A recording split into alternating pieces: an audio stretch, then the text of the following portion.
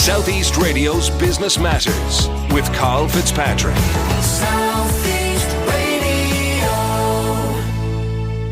While the objective of the Unfair Trading Practices regulations is to protect weaker suppliers against unfair trading practices by stronger buyers in the agricultural and food supply chain.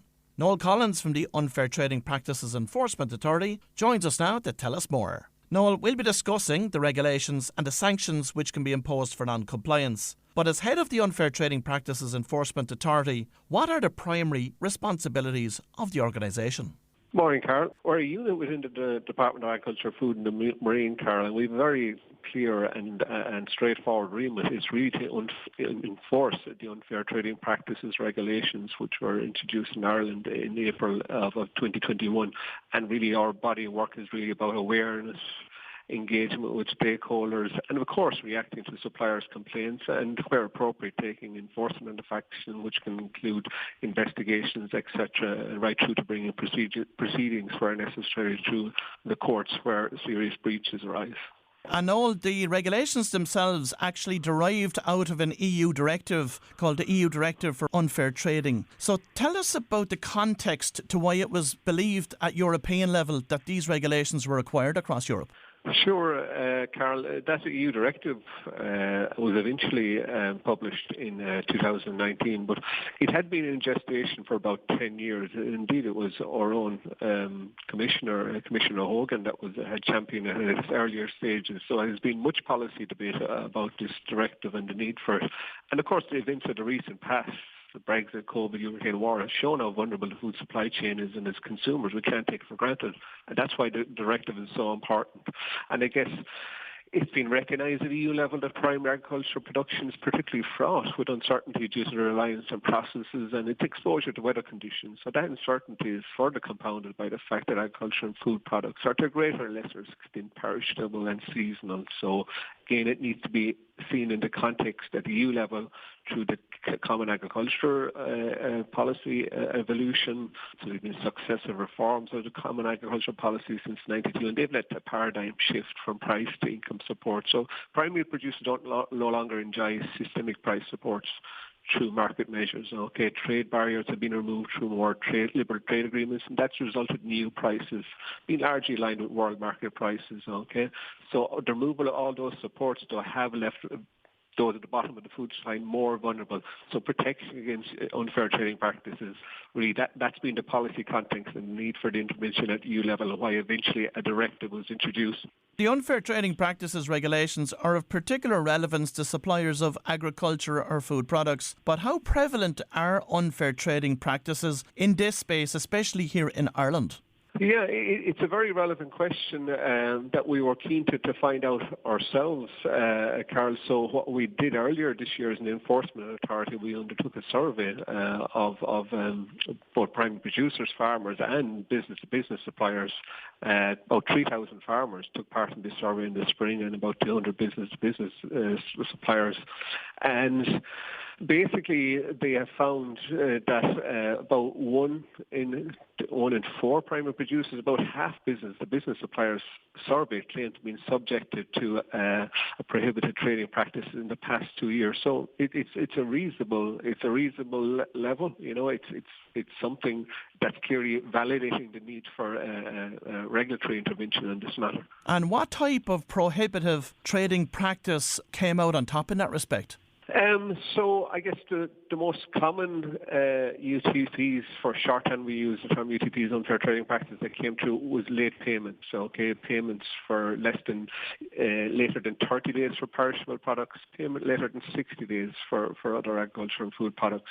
Also, unilateral contract changes by the buyer was also highlighted by our survey of respondents. So they are the type of the most common UTPs that suppliers have perceived to us through the survey. We always have to be careful through a survey. It's very much perception. It's not fact-based.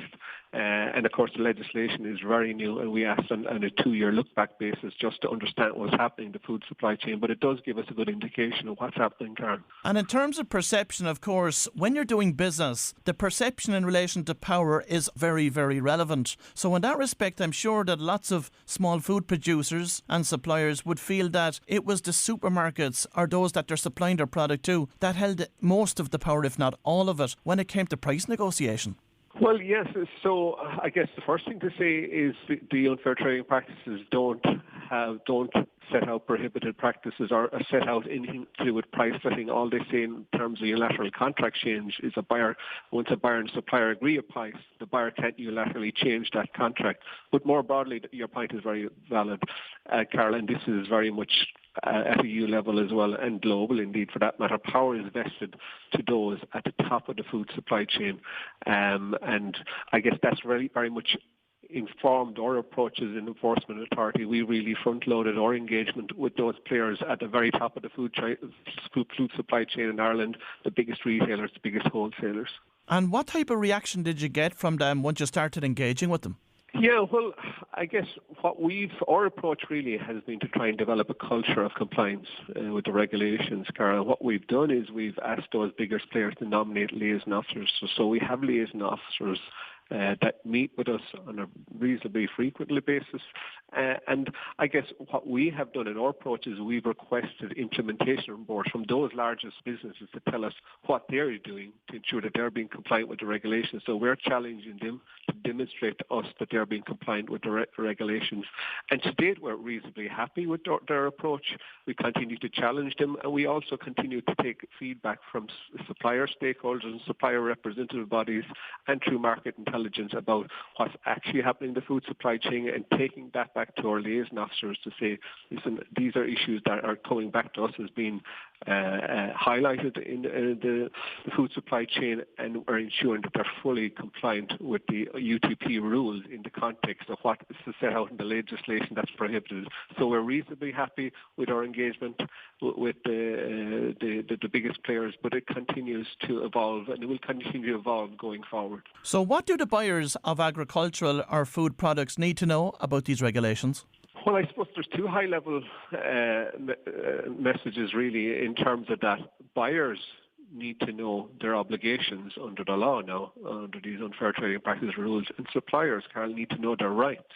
Okay, and we have high-profile multimedia campaigns ongoing at the moment, really to get that simple messaging out in the first place.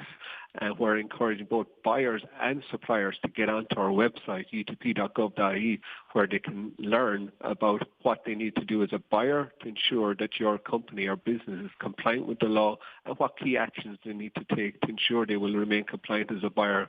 We've got simple resource materials that they can access and learn more, such as a 6-point buyer checklist. And we also have the resource materials for a supplier where they can learn more about these unfair trading practices, because when you start breaking them down, Karl, there's a lot of detail behind the 16 unfair trading practices that we won't have time to get into today. And there's a complexity to some of them, and we try and break down that complexity through the use of resources on our website, like frequently asked questions, where we get into the detail of specific aspects. And Noel, what sanctions can be imposed on entities that fail to comply with the regulations? Yeah, so I guess we have significant powers as an enforcement authority. If following an investigation, we are of the view that the regulations have not been complied with, we can issue a compliance notice, okay, and that requires a buyer to take appropriate action.